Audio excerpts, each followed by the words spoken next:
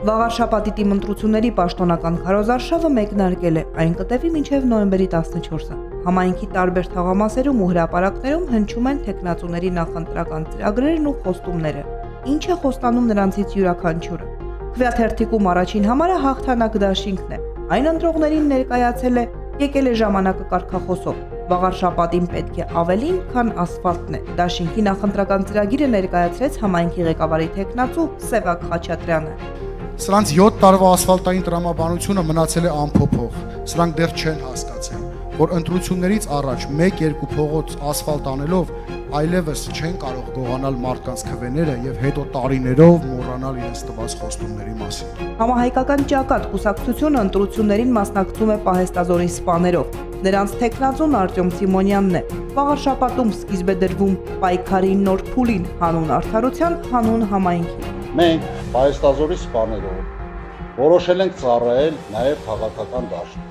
Լավ է լինելու։ Սա է Հանրապետություն կուսակցության խոստումը վաղարշաբաթցիներին։ Նրանց թեկնածուն Հարություն Մկրտչյանն է։ Սա հիշեցնում է Մանվել Գրիգորյանի ուրվականը Էջմիածնում վաղարշաբաթ խոշորացված համայնքում 2018 թվականին են փոփոխությունները, որ վաղարշաբաթցիներն իրենք էին բերել, կարծես թե կյանքի այդպես էլ չեն կոչվում, ինչ ես կարծում եմ, որ հիմա եկել է ժամանակը, որ հակառակ կողմը դատի տա։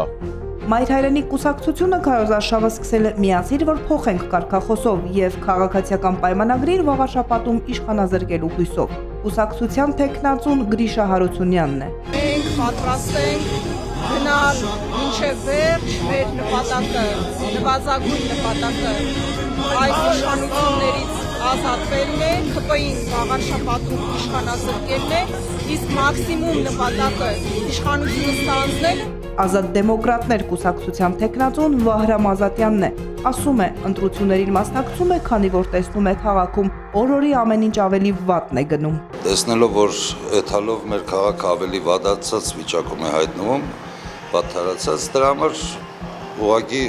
մենք պետք է հույսներս դնենք մեր վրա։ Ուժ եւ հավատք, այս կարգախոսով ու մայր աթոռից քարոզարշավը սկսեց Ժառանգություն կուսակցությունը։ Նրանց թեկնածուն Արկադի Փատյանն է։